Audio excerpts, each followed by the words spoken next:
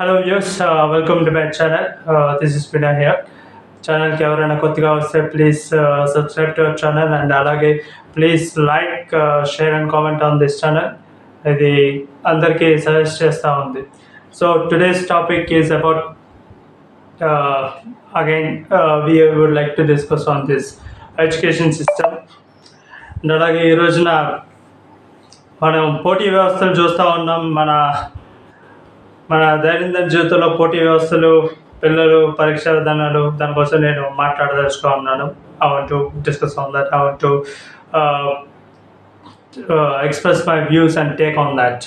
I want to give my take on that. పూర్వం ఒక కథ ఉండేదన్నమాట. ఒక పెద్ద ఆయన తన ఇంట్లో పిల్లల్ని, తన భార్యని, అలాగే తన పెంపుడు జంతువుల్ని పోషిస్తూ ఉన్నాడు. కొన్ని రోజులు పోయాక తనకి తన పరివారానికి అవసరం వచ్చిందని చెప్పి తన ఇంట్లో సంపదన భద్రత కోసం ఒక కుక్కను తీసుకొచ్చాడు. అండ్ అలాగే వాళ్ళ పిల్లలు ఆడుకోవాలని చెప్పి ఒక పెట్ ఉండాలని చెప్పి ఒక పిల్లిని తీసుకొచ్చాడు. సో తన సంపదకు మొత్తం కాపలా ఉండాలి కాబట్టి తన గేట్ కేసి తన కుక్కను కట్టాడు. అండ్ అలాగే పిల్లి లోపల ఉంది.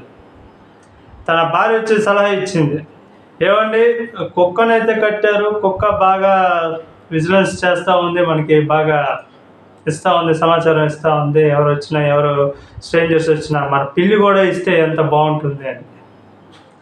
దానికోసం ఏమాత్రం మందులు ఇచ్చకుండా, అసలు ఏమాత్రం ఆలోచించకుండా వాళ్ళ భార్య చెప్పింది కదని చెప్పి సరే మనకు పిల్లిని కూడా కడదామని చెప్పి పిల్లిని కూడా కుక్కతో పాటు కట్టాడనమాట.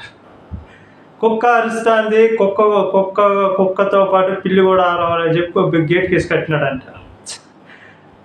కొన్ని రోజులు పోయాక చూస్తుంటే కుక్క అయితే అరుస్తూ ఉంది కానీ ఈ పిల్లి అయితే అరవట్లేదు. అంటే పిల్లి పని చేయట్లేదేమో అని చెప్పి ఎదురుంటే ఆయన పోయి అడిగానంట, ఏది కుక్క అరుస్తుంది, పిల్లి అరవట్లేదు, నీ దగ్గర ఏమైనా సొల్యూషన్ ఉంది, దీనికి ఏమైనా సమాధానం ఉందని. ఆయన అరే ఏం సమస్య వచ్చిందిరా బాయ్, మా ఇంట్లో కూడా సేమ్ ఇదే పరిస్థితి, మా కుక్క అయితే అరుస్తుంది కానీ మా పిల్లి అరవట్లేదు. ఈ ఇద్దరు పోయి ఒక పెద్ద దగ్గర పోయినారంట.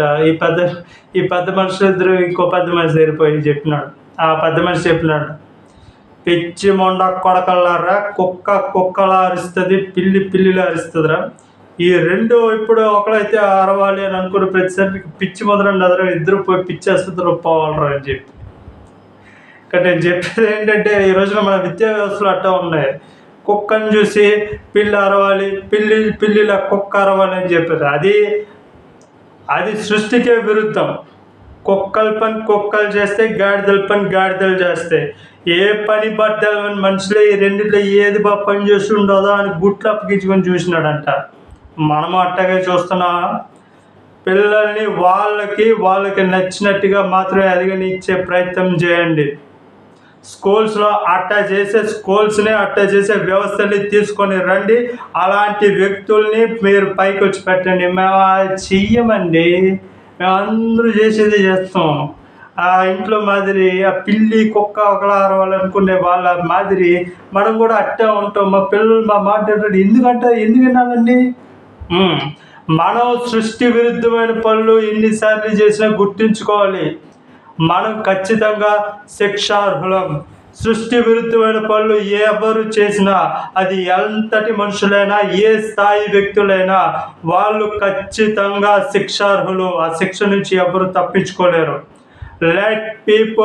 let children rise on their own legs rather than forcing them, because that's against democracy. Thank you.